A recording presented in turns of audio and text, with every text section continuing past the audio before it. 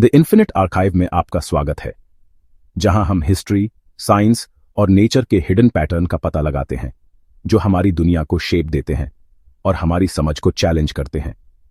आज हम पृथ्वी के एक रिमोट फ्रंटियर पर चलते हैं, एक ऐसी जगह जहां बर्फ और आग एक साथ रहते हैं और जमीन हाल ही में अलार्मिंग इंटेंसिटी से कांपी है। पिछले 24 घंटों में रूस के दूर दराज के पूर्वी पेनिनसुला कामचटका में 100 से ज्यादा अर्थक्वेक आए हैं। ये आम ट्रेमर्स नहीं थे।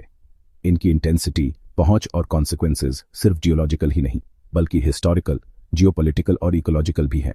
लेकिन कामचटका फिर से क्यों हिल रहा है और क्यों माइटी क्ल्यूचेव्स्कोय वोल्केनो, जो पूरे यूरेशिया में सबसे ऊंचा और सबसे एक्टिव वोल्केनो है, अचानक से एक्टिव हो गया है? उसकी कोन रीशेप्ड हो गई है, उसकी सांसें हजारों किलोमीटर दूर से दिखाई दे रही हैं। चलिए पृथ्वी के सबसे ड्रामेटिक लैंडस्केप्स में से एक की यात्रा शुरू करते हैं, जहां अर्थक्वेक सोए हुए जायंट्स को जगाते हैं और नेचर आसमान को आग से पेंट करती है। कामचटका पृथ्वी पर किसी और जगह जैसा नहीं है। यह रूस के पैसिफिक कोस्टलाइन के साथ एक तलवार की तरह स्प्रेडा हुआ है, जो दक्षिण की ओर इशारा करता है। सी ऑफ ओखोत्स्क और बेरिंग सी के बीच फंसा हुआ है। ऊपर से यह एक पेंटर का सपना है।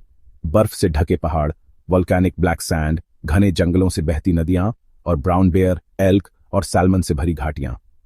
लेकिन इसकी पोस्टकार्ड ब्यूटी के नीचे एक मॉन्स्टर छिपा है। कामचटका सीधे पैसिफिक रिंग ऑफ फायर पर स्थित है। 450 से ज्यादा वोल्केनोज और फ्रीक्वेंट साइज्मिक एक्टिविटी की हॉर्स शू शेप चेन जो पैसिफिक ओशन को घेरे हुए है। यहां पैसिफिक प्लेट यूरेशियन प्लेट के नीचे डाइव करती है, जिससे जमीन के अंदर बहुत ज्यादा प्रेशर बनता है। वह प्रेशर अब टूट रहा है, जमीन को हिला रहा है, सरफेस को बदल रहा है और क्ल्यूचेव्स्कोय को फिर से जगा रहा है। कामचटका में महसूस किए गए ट्रेमर्स आइसोलेटेड नहीं हैं। वे एक बड़े टेक्टोनिक डांस का हिस्सा हैं, जो अलास्का, जापान, इंडोनेशिया और यहां तक कि दक्षिण अमेरिका को भी जोड़ता है। जब कामचटका हिलता है तो पृथ्वी सुनती है। क्ल्यूचेव्स्कोय, जिसे क्ल्यूचेव्स्काया सोपका भी कहते हैं, कोई आम पहाड़ नहीं है। 4750 मीटर 15,584 फीट की ऊंचाई पर स्थित यह उत्तरी गोलार्ध का सबसे ऊंचा एक्टिव वोल्केनो है। यह 7,000 सालों से ज्यादा समय से राख, गैस और मोल्टन लावा उगल रहा है। इसे पहली बार 1697 में रिकॉर्ड किया गया था और तब से यह 100 से ज्यादा बार फट चुका है। लेकिन हर इरप्शन एक जैसा नहीं होता। कुछ सबटल विस्पर्स होते हैं। इसकी बर्फीली ढलानों से धीरे धीरे लावा बहता है। दूसरे रोर्स होते हैं। राख के बादल मीलों दूर तक वातावरण में फेंकते हैं और ग्लोबल एयर ट्रैफिक और वेदर पैटर्न्स को बदल देते हैं। और अब एक नया वोल्केनिक कोन बन गया है, क्रेटर लेवल पर स्ट्रक्चरल रिशेपिंग का एक रेयर साइन। यह कोन सिर्फ एक नई जियोलॉजिकल फीचर नहीं है, यह पृथ्वी के बढ़ते गुस्से का सिंबल है। हाल के भूकंपों के दौरान प्रेशर ने मैग्मा को ऊपर धकेला। जैसे ही उसे एक अंडर एस्टिमेटेड जोर जगह मिली, उसने एक नया क्रेटर बनाया और राख, पत्थर और गर्मी का एक नया कॉनिकल वेंट बना दिया। यह सिर्फ साइंस नहीं है, यह रियल टाइम में एक नेचुरल रीबर्थ है। पूरे खतरे को समझने के लिए हमें कुरिल कमचातका ट्रेंच को देखना होगा। यह वह जगह है जहां पैसिफिक प्लेट लगातार ओखोत्स्क माइक्रोप्लेट के नीचे डाइव कर रही है, जो नॉर्थ अमेरिकन टेक्टोनिक प्लेट का एक हिस्सा है। यह ग्रह पर सबसे तेज चलने वाले सबडक्शन जोन्स में से एक है, जो बड़े अर्थक्वेक और सुनामी पैदा करता है। इस ट्रेंच ने 9.0 मैग्नीट्यूड तक के पावरशाली अर्थक्वेक पैदा किए हैं। इसने 1952 में एक सुनामी को ट्रिगर किया था, जिसने तटीय गांवों को तबाह कर दिया था। इस क्षेत्र को सुपर साइज्मिक क्लस्टर माना जाता है, समुद्र के नीचे एक टाइम बम। इस लेटेस्ट सीज्मिक स्वॉर्म का एपिसेंटर कुरिल आइलैंड समूह के पास है, जो रूस और जापान के बीच एक डिस्प्यूटेड आर्चिपेलागो है। इससे इस क्राइसिस में एक जियोपॉलिटिकल डायमेंशन जुड़ जाता है। इस कॉन्टेस्टेड रीजन में साइज्मिक एक्टिविटी में कोई भी बढ़ोतरी डिप्लोमेसी, मिलिट्री लॉजिस्टिक्स और रीजनल एनर्जी इंफ्रास्ट्रक्चर को प्रभावित कर सकती है। और फिर सुनामी का लूमिंग थ्रेट है, सिर्फ रूस के लिए ही नहीं बल्कि अलास्का, जापान और यहां तक कि यूएस वेस्ट कोस्ट के लिए भी। कामचटका में लगभग 350,000 लोग रहते हैं, जो जर्मनी से भी बड़ी जमीन पर स्प्रेड हुए हैं। वे 160 वोल्केनोज, सर्दियों में जमने वाली और गर्मियों में बाढ़ लाने वाली नदियों और उन जंगलों के साथ रहते हैं जहां प्रेडेटर्स की संख्या ह्यूमंसों से ज्यादा है। लोकल लोगों के लिए पृथ्वी का गुस्सा नॉर्मल है। वे फायर के लिए नहीं बल्कि एशफॉल और लावा के लिए इवैक्यूएशन ड्रिल्स सीखते हुए बड़े होते हैं। वे ऐसे माउंटेनों पर हाइक करते हैं जहां गाइजर्स अचानक फटते हैं और ऐसे गांवों में रहते हैं जहां northern lights smoking volcanic peaks पर शिमर करती हैं। फिर भी यहां जीवन प्रिमिटिव नहीं है। कामचटका का मुख्य शहर पेट्रोपाव्लोव्स्क कामचत्स्की यूनिवर्सिटीज, रिसर्च सेंटर्स और यहां तक कि एडवांस्ड साइज्मिक मॉनिटरिंग स्टेशंस का घर है। फिर भी यह क्षेत्र आइसोलेटेड है। कम सड़कों, हार्श वेदर और इमरजेंसी एड तक लिमिटेड एक्सेस के साथ यहां कोई भी बड़ी नेचुरल डिजास्टर जल्दी ही एक ह्यूमैनिटेरियन क्राइसिस बन सकती है। सरकार ने कई कस्बों को अलर्ट पर रखा है और क्ल्यूचेव्स्कोय के बिहेवियर में बदलावों पर नजर रखने के लिए एरियल पेट्रोल्स शुरू किए गए हैं। लेकिन जब पृथ्वी जागती है तो तैयारी की भी अपनी सीमाएं होती हैं। वॉल्केनोज बोलते हैं, अगर हमें सुनना आता हो। एक बड़े इरप्शन से पहले वे इंफ्रासाउंड इमिट करते हैं जो केवल स्पेशल सेंसर्स से डिटेक्ट किया जा सकता है। गैस इमिशंस बढ़ जाते हैं, खासकर सल्फर डाइऑक्साइड और carbon monoxide. Seismic tremors frequency में गहरे हो जाते हैं और जमीन फूलने लगती है। क्ल्यूचेव्स्कोय का अध्ययन कर रहे वैज्ञानिकों ने इन सभी संकेतों को देखा है और अब एक नए कोन का अचानक बनना इस बात की पुष्टि करता है कि सिस्टम उम्मीद से ज्यादा फास्टी से इवॉल्व हो रहा है। वॉल्केनो से बहने वाली लावा नदी का अनुमान है कि वह इस क्षेत्र में दर्जनों किलोमीटर तक स्प्रेडी हुई है। आग की ये नदियां सिर्फ जमीन को ही नहीं बल्कि हवा को भी बदल देती हैं। वॉल्केनिक ऐश को स्ट्रेटोस्फीयर में ऊंचाई तक पहुंचाती है, जिससे वेदर, एयरक्राफ्ट रूट्स और यहां तक कि क्लाइमेट भी प्रभावित होता है। 2010 में आइसलैंड में एजाफ्यालाजुकल में एक सिमिलर इरप्शन ने यूरोप भर में हफ्तों तक फ्लाइट्स को रोक दिया था। अगर क्ल्यूचेव्स्कोय इसी पैटर्न को जारी रखता है तो ईस्ट एशिया और यहां तक कि आर्कटिक में भी एयर ट्रैवल प्रभावित हो सकता है। रात में एक वॉल्केनो में कुछ हॉन्टिंगली ब्यूटीफुल होता है।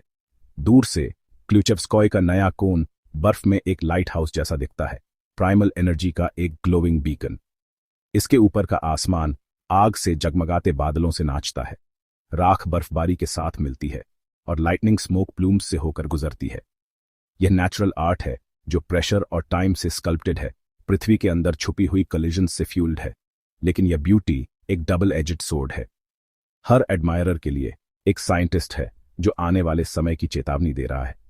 ड्रोन से ली गई हर फोटो के लिए एक गांव इवैक्यूएशन की तैयारी कर रहा है। नेचर सेड्यूस करती है और डराती है, अक्सर एक ही समय में। कामचटका में जो होता है वह कामचटका में ही नहीं रहता।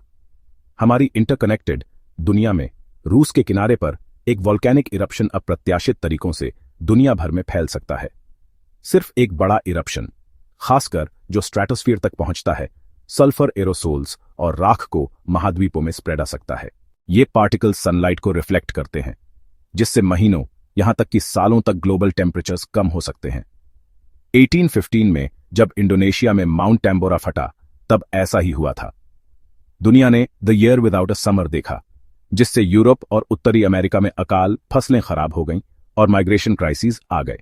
क्ल्यूचेव्स्कोय अभी टैम्बोरा नहीं है, लेकिन एक नए कोन का बनना, इसके नीचे सैकड़ों अर्थक्वेक और राख के बढ़ते कॉलम्स एक बहुत बड़ी घटना की संभावना की ओर इशारा करते हैं।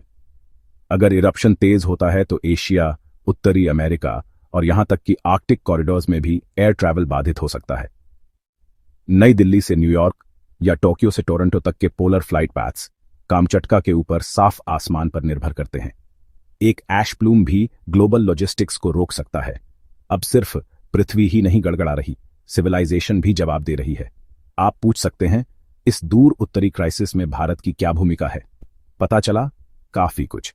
भारत आर्कटिक काउंसिल में बढ़ती प्रेजेंस के साथ एक बढ़ती हुई शक्ति के रूप में ग्लोबल क्लाइमेट सिस्टम्स में साइंटिफिक स्टेक्स रखता है।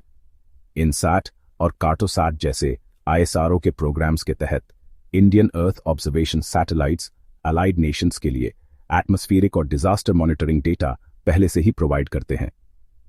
आईएसआरओ ग्लोबल वॉल्केनिज्म प्रोग्राम और Asia Pacific disaster information network सहित इंटरनेशनल मॉनिटरिंग सिस्टम्स के साथ कोलैबोरेट करता है।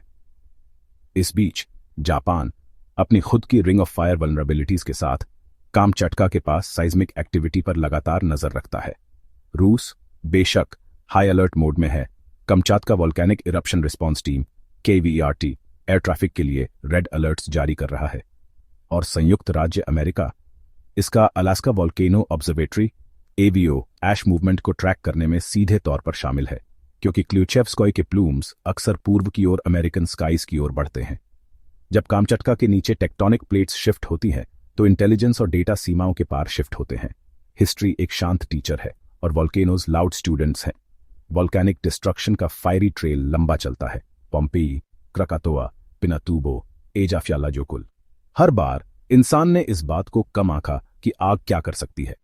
1991 में फिलीपींस में माउंट पिनाटुबो फटा था, 20वीं सदी का दूसरा सबसे बड़ा इरप्शन। इसने ग्रह को लगभग 0.5 डिग्री सेल्सियस ठंडा कर दिया था और इसकी राख महीनों तक दुनिया भर में फैल गई थी। 1883 में कराकातोआ का इरप्शन इतना भयानक था कि उसने 40 मील दूर तक ईयरड्रम्स को फाड़ दिया और ग्रह के चारों ओर 7 बार शॉकवेव्स भेजे। क्ल्यूचेव्स्कोय इमीडिएट इंटेंसिटी में उनसे मैच नहीं कर सकता, लेकिन इसका पैटर्न सिमिलर है। लंबा बिल्डअप, बड़े ट्रेमर्स, कोन फॉर्मेशन और लावा रिवर रिलीज। इसे खतरनाक इसकी पोजीशन बनाती है। रिमोट हाँ, लेकिन एटमॉस्फेयर, ओशन और पॉलिटिक्स के जरिए ग्लोबल स्तर पर कनेक्टेड।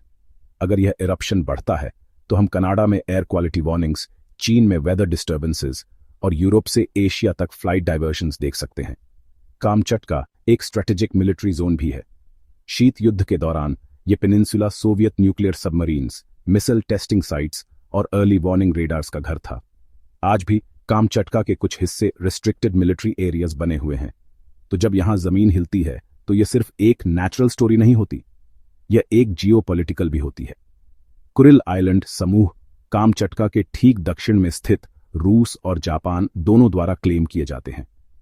हाल की सेस्मिक एक्टिविटी इसी डिस्प्यूटेड एरिया के पास केंद्रित है, जिससे रिसोर्स एक्सेस, डिजास्टर रेडीनेस और यहां तक कि एक्सट्रीम एनवायरमेंटल स्ट्रेस के तहत सॉवरेंटी के बारे में भी सवाल उठते हैं।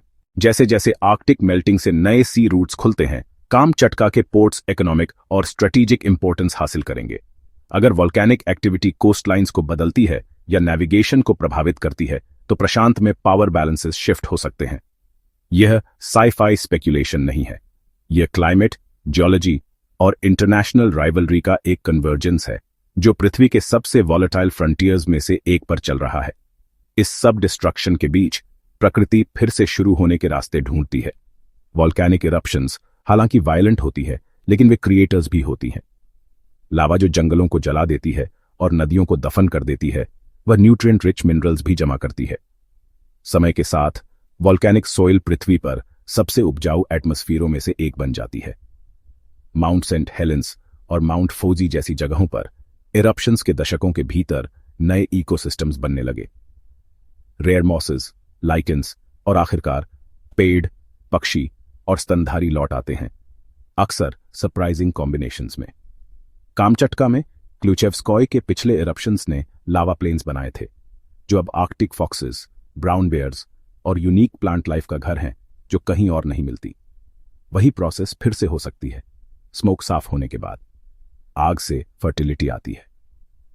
एक गहरा सवाल उठता है वॉल्केनोज को देखकर, कुछ इतना डिस्ट्रक्टिव इतना ब्यूटीफुल क्यों लगता है? क्या इसलिए कि हम पृथ्वी को उसके रॉएस्ट फॉर्म में देखते हैं, वाइल्ड, अनफिल्टर्ड, अनटेम्ड? वॉल्केनोज हमें ह्यूमन क्लॉक से परे समय की याद दिलाते हैं। वे हजारों सालों से फटते रहे हैं।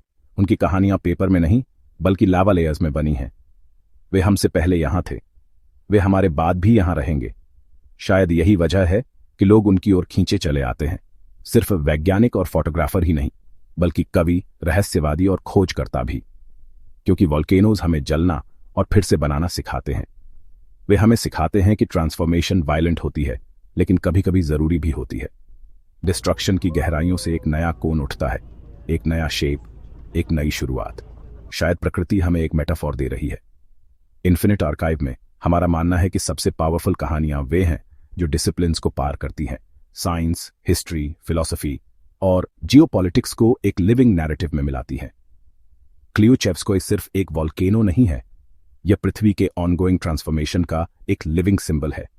यह हमें याद दिलाता है कि सब कुछ गति में है। Tectonic plates, weather systems, political boundaries और यहां तक कि समय की हमारी समझ भी। तो जब पृथ्वी कांपती है तो सिर्फ डिजास्टर मत ढूंढो, पैटर्न्स ढूंढो, पोएट्री ढूंढो, पर्पस ढूंढो। वॉल्केनो बिना मतलब के नहीं गड़गड़ाता। ये डिसरप्टेड बैलेंस, रिलीज्ड हीट और रीमेड क्रस्ट्स की बात करता है, और एक ऐसे ग्रह की बात करता है जो हमारी तरह स्ट्रगल के जरिए सांस लेता है। जैसे ही हम इस एपिसोड को खत्म करते हैं, क्ल्यूचेव्स्की की चमक अभी भी दूरी में शिमर कर रही है, नया कोन अभी भी गर्मी से हिस कर रहा है, और कामचटका के नीचे की जमीन अभी भी वार्निंग दे रही है। कामचटका के लोग एंड्योर करेंगे जैसे वे हमेशा से करते आए हैं, लेकिन दुनिया को ध्यान देना चाहिए, क्योंकि पृथ्वी अब शांत नहीं है, और जब पृथ्वी आग में बोलती है तो इंसान को सुनना सीखना चाहिए, डर से नहीं बल्कि ह्यूमिलिटी से। देखने के लिए धन्यवाद। यह इन्फिनिट आर्काइव है, जहां पृथ्वी अपनी सच्चाई राख और रोशनी में लिखती है। जिज्ञासु रहे, ग्राउंडेड रहें, और सबसे बढ़कर सुनते रहें।